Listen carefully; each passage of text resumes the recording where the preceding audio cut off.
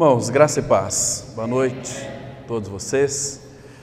Sejam bem-vindos para mais uma reunião de estudo da palavra. E vamos abrir nossas Bíblias em Hebreus capítulo 1. Vamos ler os 4 primeiros versículos, mais uma vez, sobre as glórias do Cordeiro de Deus, as glórias do Filho. Nós vimos hoje pela manhã o primeiro aspecto, fizemos uma introdução breve, vamos adentrar um pouquinho mais. E também hoje nós não vamos ver cada uma dessas glórias de Cristo, separado domingo pela manhã, mas vamos analisar um pouquinho mais, vermos mais algumas realidades aqui que o Pai tem colocado para nós. Então vamos ler os 4 primeiros versículos do capítulo 1 de Hebreus, que diz assim: havendo Deus outrora falado muitas vezes e de muitas maneiras aos pais pelos profetas, nestes últimos dias nos falou pelo Filho, a quem constituiu herdeiro de todas as coisas, pela qual também fez o universo.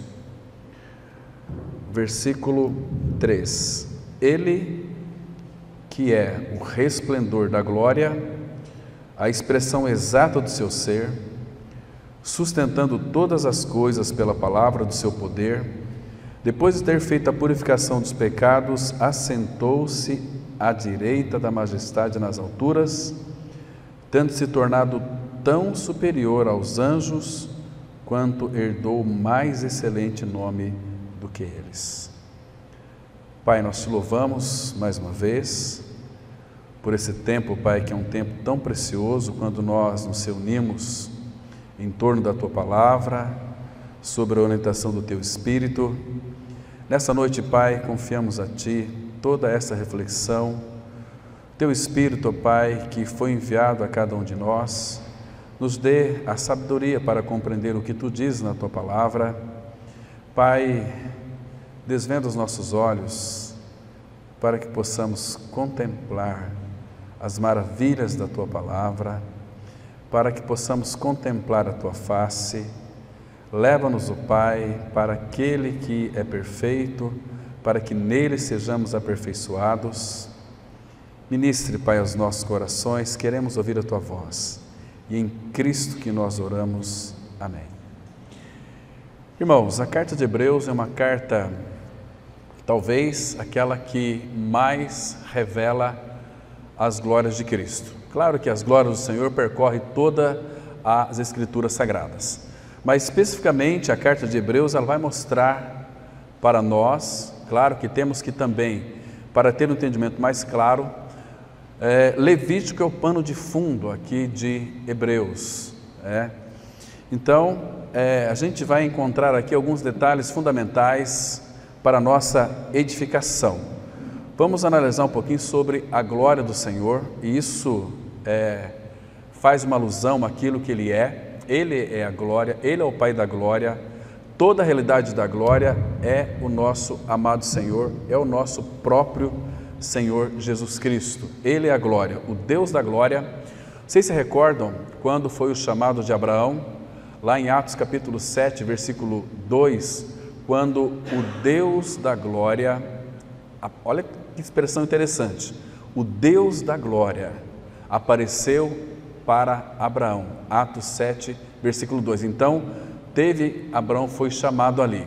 Isso faz uma alusão lá em Gênesis capítulo 12, verso 1, quando o Senhor apareceu a Abraão e o chamou. Ele se revelou a Abraão, então, era para que Abraão então compreendesse quem o estava chamando, que era o Deus da glória se revelando a cada um deles. Irmãos, a minha preocupação nesses últimos dias que antecede a volta do Senhor tem sido, o Senhor tem colocado esse peso no meu coração. Nosso desejo é avançar no Senhor, nosso desejo é que Ele seja formado em nós, mas Ele não vai ser formado em nós, irmãos, se nós de fato não respondermos a Ele.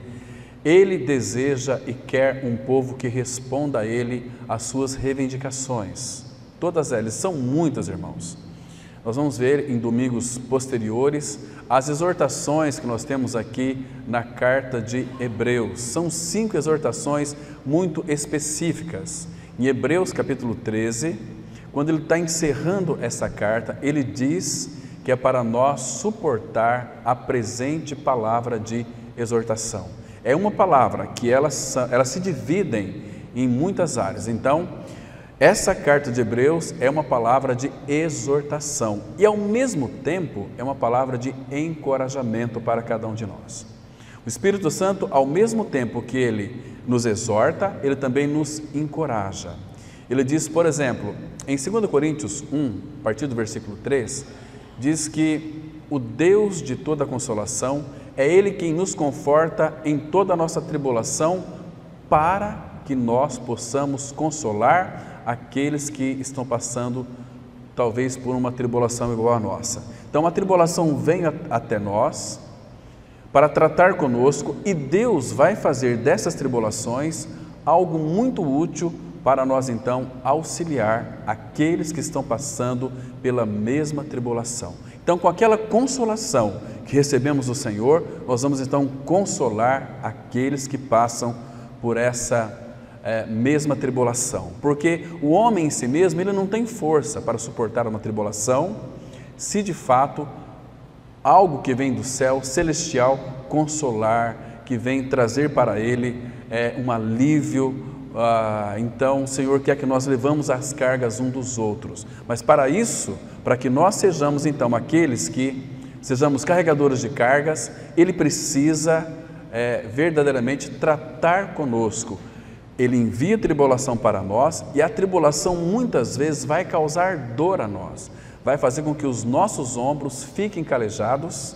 Então nós podemos colocar muitos irmãos em nossos ombros para ajudá-los nessas tribulações. Como os irmãos do passado, nós estamos hoje nos ombros daqueles irmãos que verdadeiramente, irmãos, gastaram a sua vida, sofreram tribulações. O irmão aqui leu Hebreus capítulo 11, naquela galeria dos heróis da fé. Então ele tenta ali de alguma maneira, não colocando todos, mas não especificando todas as tribulações daqueles irmãos, que foram inúmeras, que foram tribulações terríveis, onde eles, por almejar uma cidade superior, não se importaram com seus bens, que foram expoliados. Muitos, por confessar o Senhor, foram cerrados pelo meio, maltratados, ao fio da espada, foram mortos. E aí segue, né, aqueles irmãos que realmente tiveram a coragem dada pelo Senhor, porque se posicionaram diante do Senhor, com a ajuda do Senhor. Então muitos foram mortos, e nós estamos nos ombros desses irmãos. Está vendo essa liberdade que nós temos hoje de congregar? Irmãos, nós não temos nenhuma perseguição. Isso também nos incomoda. Por quê? Se não há nenhum tipo de perseguição, significa que nós, como igreja do Senhor, estamos muito acomodados. Nós não estamos confrontando este mundo, confrontando as pessoas, porque a partir do momento, quando nós saímos das 4 paredes para anunciar o Cristo crucificado, irmão, você pode ter certeza, você irá sofrer perseguição, você vai ser odiado, porque Jesus veio trazer o reino, Jesus veio visitar o seu povo, mas eles não quiseram, e quiseram de fato matar o Senhor. Foi exatamente isso que aconteceu, né? Levaram ele para a cruz, mas isto foi segundo o desígnio e a pré-determinação do nosso Deus e Pai, que ele fosse para a cruz, que ele morresse, sofresse muitas afrontas.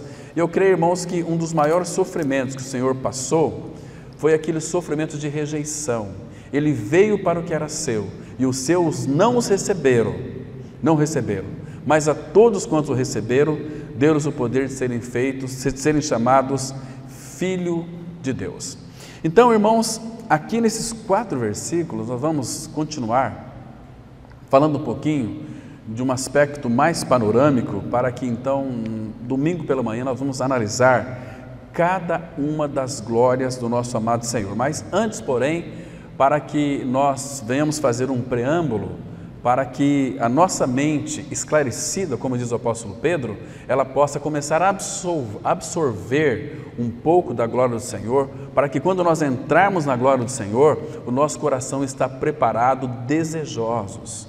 Então, o meu desejo é colocar uma pedrinha de sal debaixo da língua dos irmãos, para que os irmãos tenham sede de Cristo, sede da palavra, sede dele, para buscar a ele, porque, irmãos, ele fez tudo por nós, tudo por mim e por você. Ele se entregou pela sua noiva, ele se entregou, irmão, ao Pai por nós, porque o Pai tinha um propósito para o Filho, que era vir e morrer numa cruz, e ele nunca perdeu esse propósito de vista.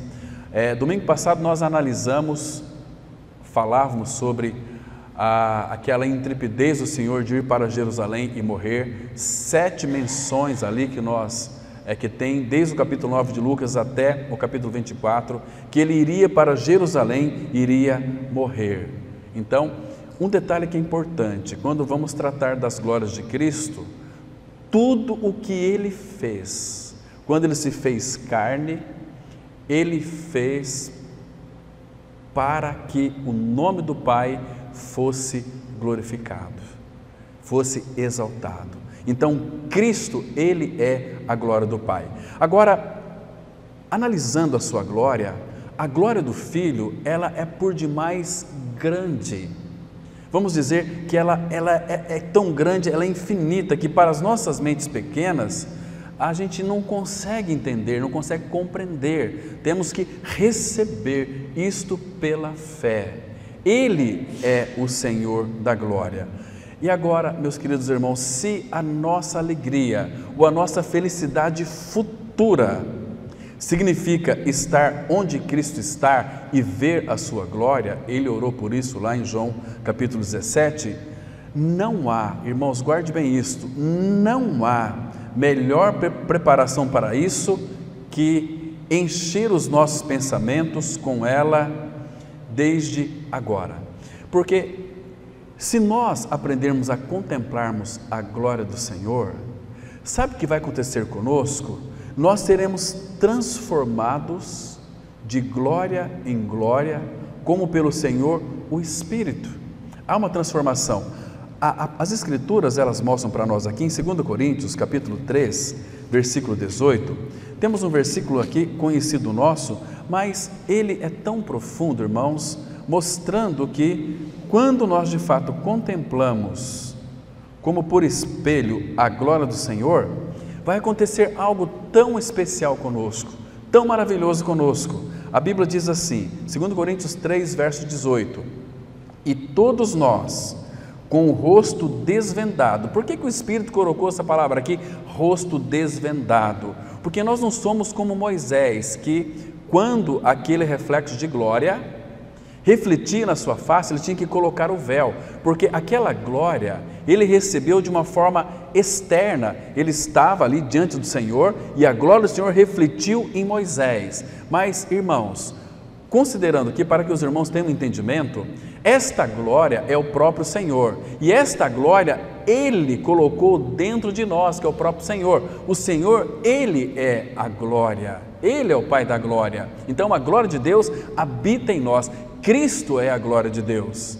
Então essa glória, nós podemos falar dela, vivenciá-la, experimentá-la, sermos transformados por essa glória, não com o nosso rosto vendado, mas aqui com o nosso rosto desvendado. Olha que interessante, todos nós com o rosto desvendado, porque esta glória não está exteriormente, ela foi colocada interiormente em nós. O que é a glória? É aquele facho de luz, é um refulgir, é uma efulvescência, é uma glória que brilha.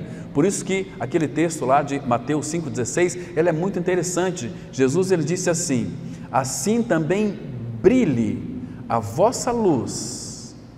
E nós sabemos que a igreja não tem luz própria, a luz que nós temos é o Senhor. Ele disse, eu sou a luz do mundo, então Ele habita em nós, assim também brilhe a vossa luz diante dos homens, para que vejam as vossas boas obras e glorifiquem ao vosso Pai que estás nos céus. Então, quando Cristo estava aqui neste mundo, com os pés nessa terra, tudo que Ele fazia era para glorificar o nosso Pai Celestial. Agora, a glória, o Senhor da glória veio para dentro de nós, para que tudo que nós venhamos a fazer, venha expressar a pessoa do Pai, para que o Pai seja glorificado. Vocês estão me compreendendo, irmãos? Isto é maravilhoso, nós termos esse entendimento. E todos nós, com o rosto desvendado, contemplando como por espelho a glória do Senhor. Então, quando nós contemplamos esta glória, o que é contemplar a glória do Senhor? É você meditar, é você pensar, é você buscar a face dEle, não outra coisa, não fazer pedidos, irmãos, a Ele. Contemplar a glória é um momento único que cada filho de Deus possa ter aos pés do Senhor, contemplando, buscando. A palavra fala no Salmo 34, versículo 5, contemplai-o e sereis iluminados, e o vosso rosto jamais sofrerá vexame. Então, quando nós contemplamos a glória do Senhor, é contemplar a face dEle, a presença dEle em nós, é você ter uma relação com Ele, é você viver uma vida íntima com Ele. A Bíblia diz que a partir deste momento, quando contemplamos a glória do Senhor, nós somos transformados de glória em glória, na sua própria imagem, como pelo Senhor o Espírito. O que significa ser transformado na sua própria imagem? Irmãos, ninguém aqui nasceu com a imagem de Deus. A imagem de Deus em nós foi perdida quando Adão pecou. O pecado entrou no mundo, então foi ofuscado. A nossa vida a partir daí se tornou trevas puras. Trevas. Nós não tínhamos entendimento espiritual, mas a palavra de Deus, que é luz, ela iluminou um dia em nosso coração, que está aqui bem pertinho aí também, vocês podem conferir, em 1 Coríntios, capítulo 3, abram comigo lá, por favor, 1 Coríntios, capítulo 3, perdão, é 2 Coríntios mesmo, capítulo 4, versículo 6, 2 Coríntios 4, versículo 6, então, veja o que aconteceu quando nós ouvimos a palavra do Senhor. Essa mesma palavra que criou todas as coisas, Deus criou todas as coisas no Filho e para o Filho. Então, Deus está dizendo aqui, através do apóstolo Paulo, para mim e para você. Então, atente para esse texto, que ele é muito precioso. 2 Coríntios 4, verso 6. Porque Deus que disse, das trevas resplandecerá a luz. Ele mesmo, o próprio Senhor pelo Espírito, Ele mesmo resplandeceu em nosso coração para a iluminação do conhecimento, para que nós fôssemos iluminados, para termos conhecimento de quem Ele é em realidade espiritual, para o conhecimento da glória de Deus na face de Cristo. Então, meus queridos irmãos, onde nós vamos conhecer a glória de Deus, a realidade daquilo que o Pai é, somente através da face de Cristo. Ele diz, eu e o Pai somos um. Irmãos, você tem orado para que Deus revele a sua glória? Lembra aquela linda oração que Moisés fez ao Senhor? Lá em Êxodo capítulo 33, verso 18, ele diz para o Senhor assim, Senhor, mostra-me a tua glória. Senhor, mostra para mim quem tu és. Eu conheço a tu tão pouco, mostra-me, revela-me a tua glória. Eu quero conhecer. Então, nós recebemos em nosso coração a iluminação do conhecimento da glória de Deus. Porque, irmãos, a nossa necessidade fundamental, essencial, é, em primeiro lugar, conhecer a glória, porque nós pecamos e carecemos da glória de Deus. O que eu e você nós carecemos, eu gostaria que você orasse a respeito disso, para que o Pai então revelasse a sua glória, mostrasse quem Ele é em realidade desta glória maravilhosa, porque Ele é a glória. E quando nós conhecemos o Senhor da glória, irmãos, a nossa vida, ela vai sendo transformado de glória em glória. É você querendo conhecer a glória, conhecendo o Senhor, você será transformado naquela mesma glória, como pelo Senhor o Espírito. Então nós temos diante de nós as Escrituras Sagradas, nos mostrando a necessidade, em primeiro lugar, nossa, que é de conhecer a glória. Essa glória é a única que irá nos transformar à imagem do Filho, ou seja, nós muitas vezes oramos para que o caráter de Cristo seja formado em nós, mas irmãos, se nós não contemplarmos a glória, se não buscarmos a glória, o Pai não vai operar em nós, pelo Espírito, pela palavra, pela cruz, pelas circunstâncias, pelas tribulações, pela dor, esta transformação, porque sem contemplarmos a glória, quando vem a tribulação, irmãos, o que o Pai vai encontrar em nós? Corações desesperados, vai encontrar em nós corações ansiosos, e para a ansiedade ele disse assim: não andeis ansiosos de coisa alguma, em tudo, porém, sejam conhecidas diante de Deus as vossas petições e súplicas com orações e ações de graças. Quem pode ter ação de graças no meio de uma ansiedade, se nós não contemplamos a glória? Quando nós contemplarmos ou aprendermos a contemplar a glória, que é buscar a face de Deus o Pai em Cristo Jesus, irmãos, há de vir sobre a sua vida, sobre o seu coração, uma segurança tal, inexplicável, que você não vai poder explicar a coragem que vem dos altos céus para o teu coração. Isto, irmãos, é maravilhoso demais, é gracioso demais. Então, foi Deus mesmo que resplandeceu em nosso coração para a iluminação do conhecimento da glória de Deus na face do nosso amado Senhor Jesus Cristo. Irmãos, o que me deixa muito impressionado aqui na carta de Hebreus é que a nossa natureza humana, ela foi feita no princípio cheia de beleza, vamos dizer assim, glória, mas era aquela glória externa, porque Deus vinha na viração do dia ter comunhão com Adão, todos os dias. Disse aqui algumas vezes, eu creio que o Pai sofria muito com isso, porque Deus é amor, e o amor, Ele ama, e o amor, ele não consegue ficar longe do seu objeto de amor por muito tempo.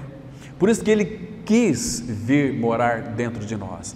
Onde que o Filho sempre esteve antes de se fazer carne? E onde que ele está hoje? No seio do Pai.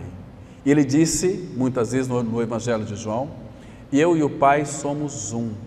Ele disse, eu e o Pai somos um, disse para Felipe, quando Felipe fez aquela pergunta, Senhor, mostra-nos o Pai, isso nos basta. Então o Senhor Jesus respondeu para Felipe, Felipe, quem me vê a mim, vê o Pai. Como dizes tu, mostra-nos o Pai? E eu e o Pai, nós somos um. Você tem que contemplar o Pai em mim, porque as obras que eu faço, não as faço de mim mesmo, mas o Pai que está em mim é quem faz as suas obras. Tudo que o Filho falava era por mandamento e prescrição do Pai. O Filho não moveu uma palha por vontade própria. Tudo era por determinação e desígnio do Pai. Você entende o que é ser um filho de Deus? Ele chegou a dizer o seguinte, o Filho nada pode fazer, a não ser quando ver o Pai fazer. Entende, irmãos? Isso também você tem que transportar para a tua vida conjugal, na educação de filhos. Porque os filhos são os reflexos dos pais. Os filhos vão crescendo olhando para os seus pais. né? Se o pai é um pai mentiroso, se a mãe é uma mãe mentirosa, eles estão aprendendo tudo ali. Claro que já nasceu com essa natureza mentirosa. E graças ao Senhor que na cruz em Cristo, Ele crucificou essa velha natureza. Mas a nossa natureza humana, ela perdeu aquela beleza, aquela glória ali da criação, né? Agora, todavia, o pecado, meus irmãos, ele derrubou essa glória. Mas o nosso Senhor Jesus Cristo, Ele veio, Ele curvou-se em grande perdão e amor para assumir a tua e a minha natureza humana. Ele veio para tomar o nosso lugar. Ele veio para se identificar conosco. Irmãos, Deus o Pai o fez pecado por nós. Deus o Pai o separou dele, porque Ele queria nos unir numa realidade espiritual, para que então experimentássemos dessa glória bendita do Senhor. Então, assim, a nossa natureza humana, após ter mergulhado nas maiores profundezas da miséria, agora em Cristo Jesus, ela foi erguida, ela foi regenerada, e Ele nos colocou em um lugar ascensional, muito alto, intocável. Ninguém pode tocar lá, nem mesmo Satanás, porque Ele diz que da mão do Pai ninguém pode arrebatar. Tem um texto aqui, abra comigo por favor, no Salmo 113, veja que coisa linda, que texto glorioso da palavra de Deus. Aliás, todos os textos são gloriosos, mas esse aqui, irmãos, é impressionante. A Bíblia, ela diz assim, Salmo 113, versículo 7 em diante. Vamos ler alguns versículos aqui do Salmo 113. Olha que figura linda da ressurreição de Cristo, irmãos, e a nossa ressurreição junto com Ele. Salmo 113, verso 7, diz assim a palavra: Ele é o nosso Senhor, é o Pai da glória.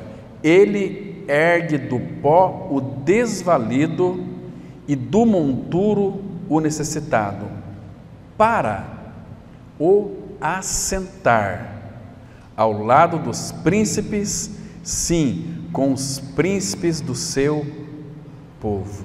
Olha aqui, irmãos. Então, Ele nos ergueu, Ele nos levantou. Você pode comparar, linkar isto àquele texto de Efésios 2,6. Juntamente com Ele nos ressuscitou e nos fez assentar nos lugares celestiais em Cristo Jesus. Queridos, deixa eu lhe fazer uma pergunta aqui. Como ele disse aqui, que Ele levanta do pó o desvalido e do monturo o necessitado, para assentar ao lado dos príncipes, sim, dos príncipes do seu povo, do povo do Senhor. Então, juntamente com Ele nos ressuscitou e nos fez assentar nos lugares celestiais em Cristo. Agora, Ele vai erguer do pó aquele que Jesus Cristo disse lá no capítulo 5 de Mateus, naquelas bem-aventuranças. Então, um versículo lá em Mateus 5 que diz assim: Bem-aventurados os pobres de espírito, porque deles é o reino de Deus. Vamos analisar aqui um detalhe importante. Deixa eu lhe fazer uma pergunta: você é pobre de espírito? Você se reconhece pobre de espírito? Claro, devemos considerar que sim, porque nós somos bem-aventurados, pobre de espírito. Aqui, irmãos, aponta para uma vida de dependência. Quando nós nos consideramos pobre de espírito, era como que se nós disséssemos para o Senhor: Senhor, sem Ti eu nada posso fazer, e não podemos fazer mesmo. Nós dependemos, nós somos pobres de espírito, nós precisamos de toda a nutrição espiritual para o nosso espírito, para caminharmos, para andarmos, porque sem Ele nós nada podemos fazer. Irmãos, vocês pensam que isso aqui é brincadeira? Abra comigo, por favor, em Atos dos Apóstolos, capítulo 17.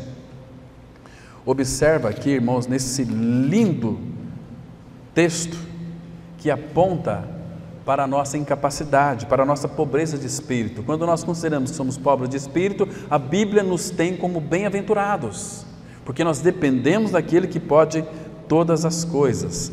Diz assim, Paulo aqui estava lá em Atenas, naquele aerópago, pregando a palavra, falando de Jesus, da ressurreição, como tinha muitos altares lá, e tinha um lá que era ao Deus desconhecido.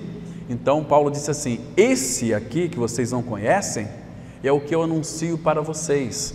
Aí ele diz aqui no versículo 24, o Deus que fez o mundo e tudo que nele existe, sendo ele Senhor do céu e da terra, não habita em santuário feito por mãos humanas, nem é servido por mãos humanas como se de alguma coisa precisasse, pois ele mesmo é quem a todos dá vida, graças ao Senhor. Ele dá vida. O que significa isso? Que ele se dá a cada um de nós, ele se deu por cada um de nós, ele dá vida, respiração e tudo o mais, e tudo mais. Então, você entende porque sem ele nós nada podemos fazer? Porque o que seríamos de nós sem a vida, sem a respiração, sem tudo mais? Ele continua dizendo o seguinte, no versículo 28, para nós adiantarmos aqui, ganharmos tempo, verso 28, pois nele vivemos. Irmãos, o que significa? Que em Cristo, que é o Pai da glória, todas as coisas subsistem. Tudo depende dele. É que as pessoas, irmãos, elas não sabem disso, elas não conhecem isso, e elas, por viver uma vida independente, jamais irá depender do Senhor, porque ele disse aqui, pois nele vivemos. Paulo reconhecia isso. Irmão, será que isto aqui está claro no teu coração? Você crê que de fato sem ele nada você pode fazer, nem mesmo viver? Pois nele vivemos, nele e nos movemos. Irmão, preste atenção, cada movimento seu, cada movimento, cada abrir e fechar de olhos, cada levantar e sentar, qualquer movimento, é porque ele lhe sustenta, ele te levanta, ele faz você movimentar, porque sem ele nós nada podemos fazer. Nele vivemos, nos movemos e existimos. Por que existimos?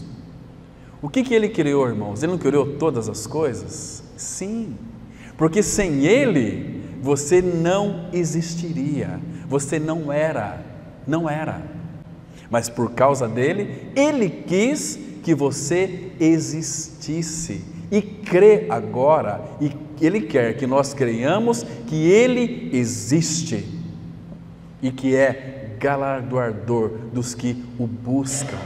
Irmãos, quantos filhos de Deus que já creram em sua morte e ressurreição com Cristo, que vivem vidas miseráveis, vive vida aí subalterna, vive uma vida totalmente de murmuração, porque não conhece a manifestação do Senhor da glória, vive uma vida de penúria, lamentavelmente. Isso de fato é muito triste, irmãos.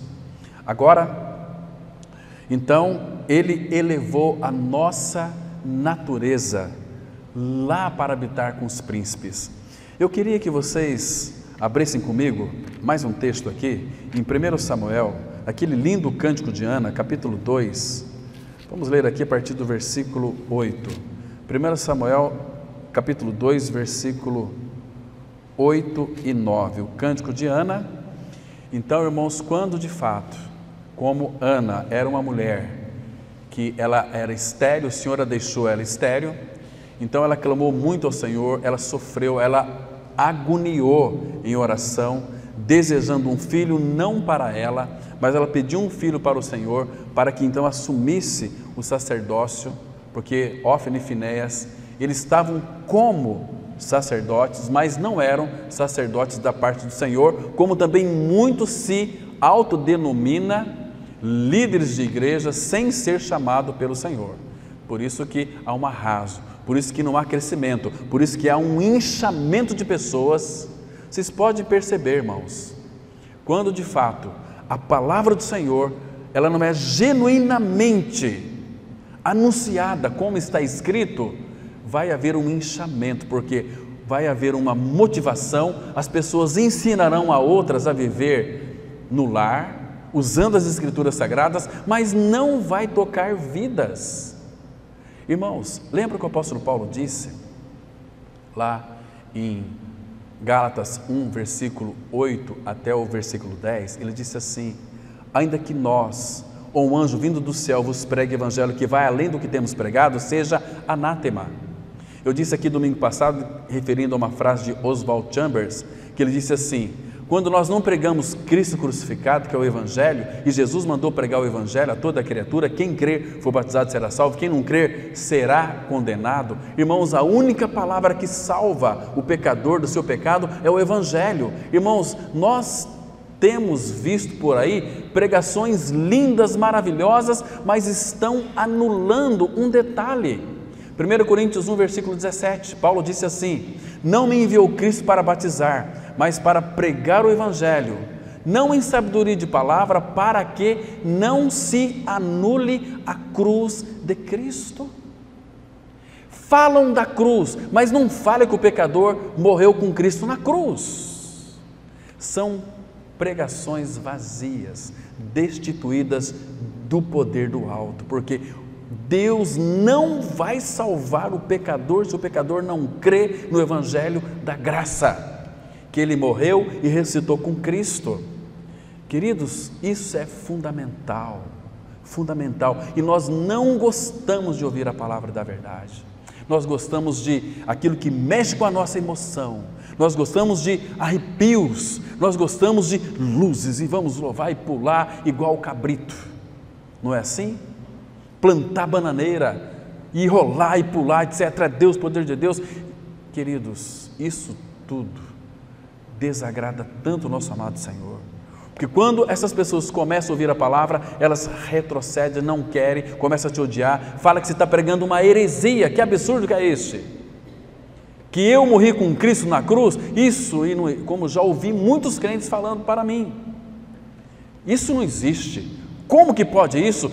Eu morrer com Cristo na cruz? Não, Ele morreu por mim no meu lugar. É uma verdade, mas para que o homem seja salvo do seu pecado, enquanto ele não crer que morreu e ressuscitou com Cristo, ele está vivendo uma vida iludida. Irmãos, e nós sabemos que não serão muitas pessoas salvas, é um pequenino rebanho. Lá em Lucas 12:32 está escrito assim: não temais, porque foi do agrado do Pai concedermos o seu reino. Não temais ao pequenino rebanho, porque o Pai se agradou em dar-vos o seu reino. É um pequenino rebanho, irmãos. Estamos falando isso para justificar, porque em todas as assembleias onde genuinamente Cristo é o centro, não teremos muito ouvintes. Agora, quando há muita movimentação, olha, eu falava aqui no estudo na quinta-feira, aqui junto com um grupo, que uma das coisas que de fato temos visto é que muitos pregadores estão buscando auxílio em psicólogos, fazendo cursos de oratória, se aperfeiçoando para falar, para convencer a pessoa, curso de persuasão. Isso tem alastrado, infelizmente, irmãos, quantas e quantas pessoas, de fato, têm sede pela palavra, têm desejo pelo Senhor, e o que elas estão comendo é palha, infelizmente. Por isso que elas dependem de paliativos depois, para uma série de coisas, inclusive para dormir. Isso, de fato, é lamentável. Então, Ana aqui, depois que o Senhor concedeu a petição para ela, então ela fez esse lindo cântico. Irmãos, esse capítulo 2, ele é tão lindo, tão maravilhoso, que depois vocês leiam em casa. É um capítulo tão gostoso, mas aqui no versículo 8, ela chega a dizer o seguinte, no cântico de Ana: levanta, referindo-se ao Senhor, levanta o pobre do pó, e desde o monturo exalta o necessitado. Ou seja, o reveste de glória, o reveste de Cristo. para fazer assentar entre os príncipes e para o fazer herdar o trono de glória. Irmãos, do que é que nós somos herdeiros? Cristo, Ele é o herdeiro de todas as coisas, a primeira glória. Ele herdou todas as coisas, mas ali, como nós dissemos hoje pela manhã, se formos sinceros, ou pelo menos tentar verificar as glórias de Cristo, a primeira glória de Cristo é na sua criação. A palavra fala lá em João 1, versículo 4, que todas as coisas foram feitas por Ele e sem Ele nada do que foi feito se fez. Então seria a glória da criação, mas a primeira glória, ela começa como herdeiros. E o que nós vamos herdar, irmãos?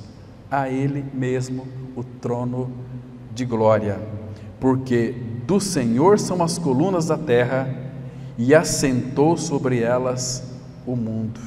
Que coisa linda! E aí não para aí nesse cântico, ele é maravilhoso porque ele diz aqui no versículo 9: Ele guarda os pés dos seus santos, porém os perversos emudecem nas trevas da morte, porque o homem não prevalece pela força. Não é na nossa força, irmãos, não por força, nem por violência, mas segundo o meu Espírito. Isto é maravilhoso demais. Então, força e glória, elas andam de mão dadas. Hoje nós fizemos uma alusão pela manhã, quando Simei, lá em 2 Samuel, ele jogou terra o dia inteiro em Davi. Davi caminhou naquele deserto com aqueles seus soldados, que os soldados de Davi não aguentavam mais aquele Simei, que vinha amaldiçoando Davi, xingando Davi, jogando pedra nele, jogando terra em Davi, no rei, aquele que era uma figura de Cristo. Ele ficou calado o tempo todo. Chegou no finalzinho do dia, Davi sentou-se, exausto. Sabe o que ele disse ali no Salmo 63? Abram comigo lá, por favor. Salmo 63, vamos ler os 2 primeiros versículos apenas. É muito interessante, irmãos, nós observarmos aqui que Davi, ele escreveu esse salmo dentro deste contexto, que Simei o havia amaldiçoado, perseguido ele o dia inteiro. O contexto é lá em 2 Samuel 16, né? De 5 a 14.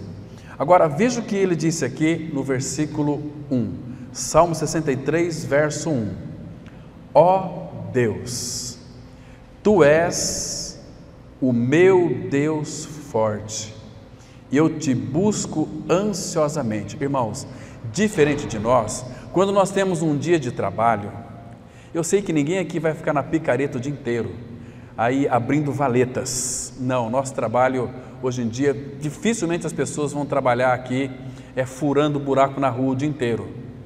Mas Davi, se você perceber, o dia inteiro no sol, sendo xingado, alguém falar na sua cabeça o dia inteiro te xingando, te maltratando, te amaldiçoando, jogando pedra, jogando terra em você, chega no final do dia você está exausto. Então, a gente chega do nosso trabalho, principalmente em dia de reunião da igreja, hoje eu não vou na reunião, estou tão cansado. Aí a gente, sei lá, parece que a gente deseja que as doenças nos pega pelo pé, pelo calcanhar, né? Que nos esfole. Estou tão cansado, eu estou tão cansado, estou tão cansado. Davi, depois de um dia inteiro, irmãos, presta atenção, ele disse aqui: ó Deus, Tu és o meu Deus forte, eu te busco ansiosamente, a minha alma tem sede de Ti, meu corpo Te almeja, como terra árida, exausta e sem água.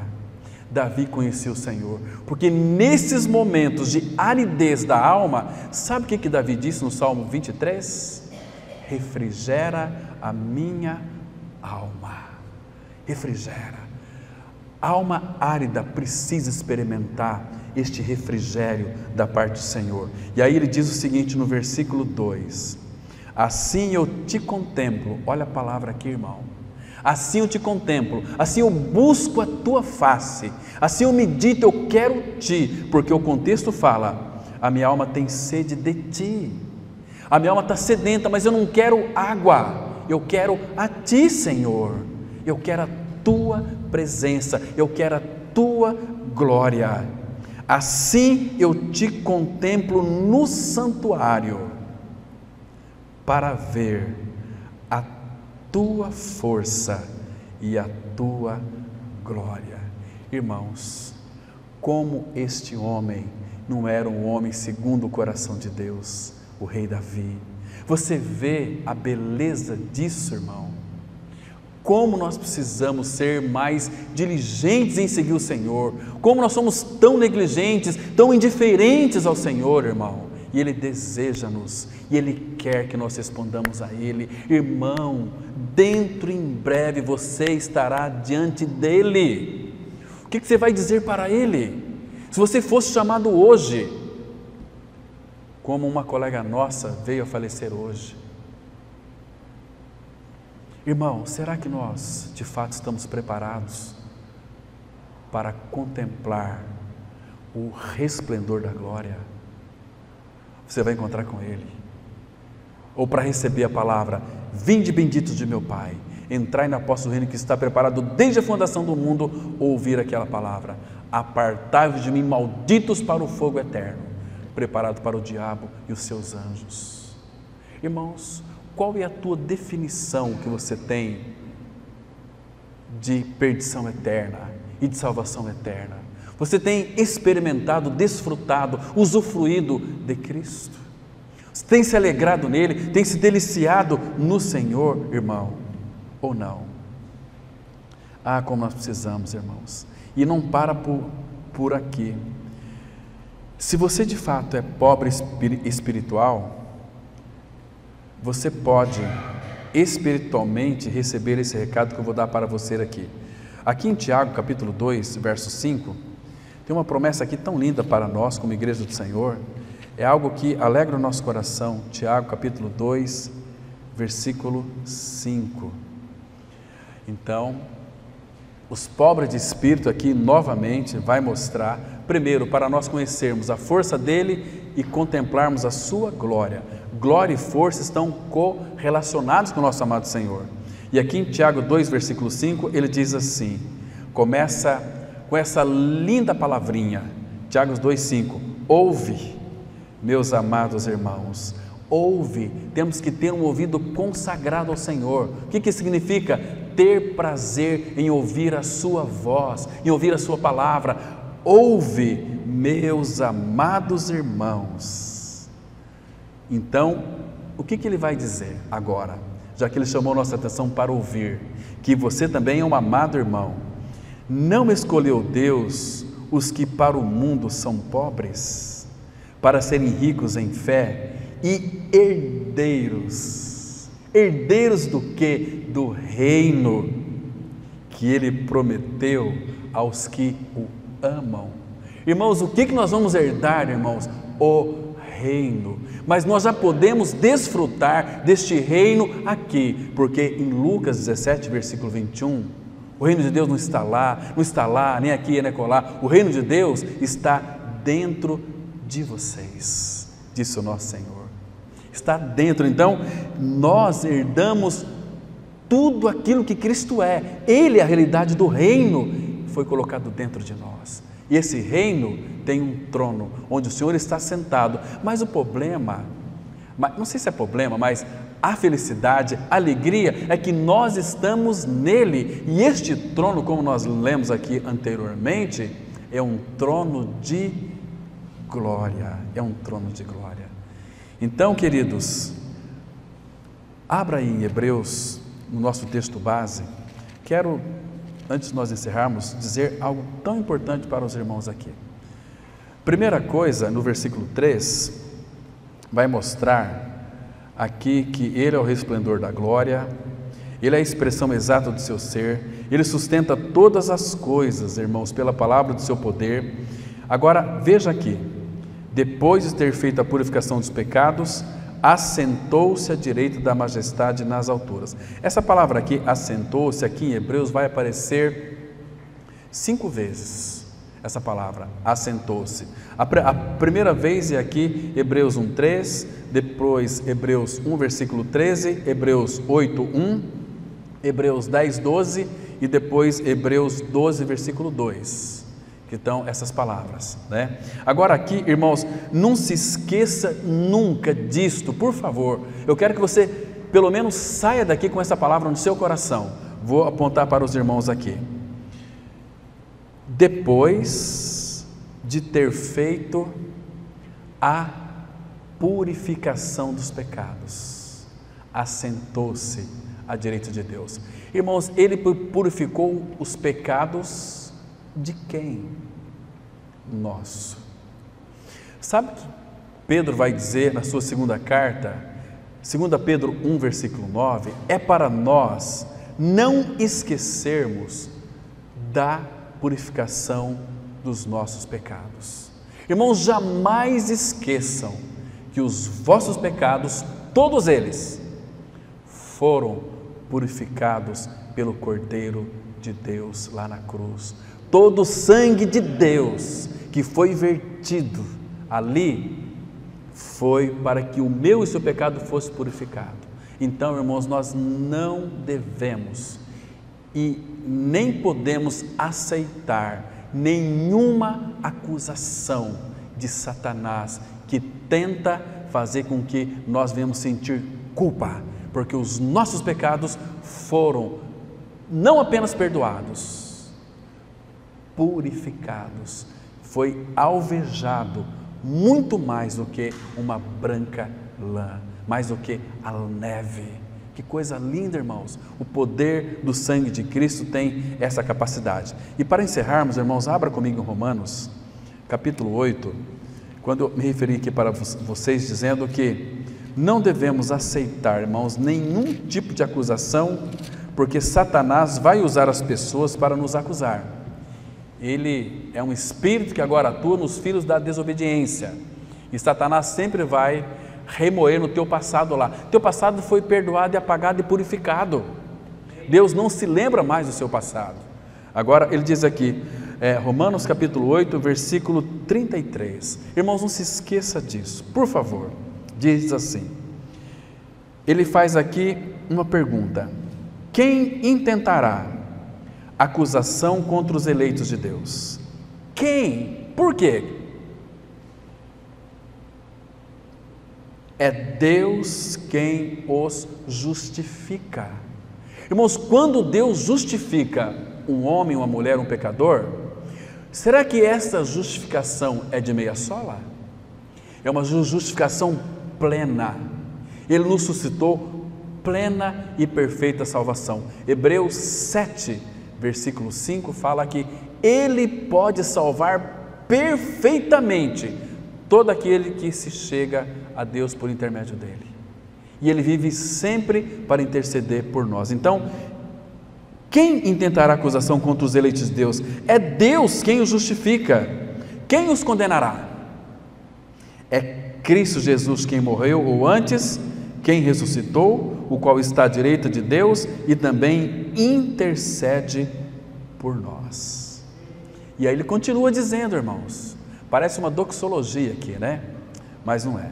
Ele diz assim no verso 35, quem nos separará do amor de Cristo?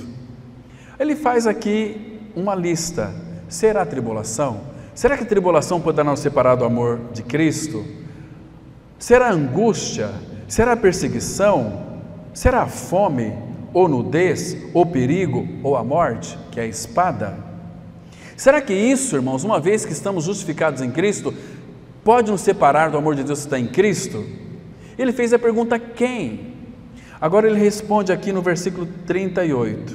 Olha a convicção do apóstolo Paulo, porque eu estou bem certo, eu estou cheio de convicção de que nem a morte, nem a vida, nem os anjos, nem os principados, nem as coisas do presente, nem do porvir, nem os poderes, nem a altura, nem a profundidade, nem qualquer outra criatura criatura poderá separar-nos do amor de Deus que está em Cristo Jesus, nosso Senhor, nosso dono? Nós somos dele, pertencemos a Ele, Ele nos comprou, irmão. Que coisa linda! Então, queridos, isso é fundamental, nós nos atentarmos com mais diligência às palavras ouvidas, para que dela jamais nos desviemos. Amém? Vamos ter uma palavra de oração. Pai, nós te damos graças, porque Tua palavra ela é tão enriquecedora, ela enche o nosso coração de alegria. Obrigado, Pai, porque nós temos o Teu falar. Tu és um Pai que fala. Oh, Pai, que maravilha saber que nós estamos em Cristo e Cristo está em nós. Pai Santo, entregamos nas Tuas mãos essa palavra, Pai. Faça com que ela frutifique, Pai. Faça com que ela seja edificante, cortante. Pai, não permita que nenhum tipo de dúvida paire em nossos corações. Revela-nos mais de Cristo, mais da Sua glória. Oh, meu Pai, obrigado por essa semana que se inicia. Entregamos os cuidados dessa semana em Tuas mãos. Pedimos que a Tua bênção esteja conosco durante essa semana, em tudo aquilo que nós vemos a pensar, falar, realizar, que o nome de Cristo seja glorificado para a Tua glória. E é em nome do Senhor Jesus nós oramos. Amém.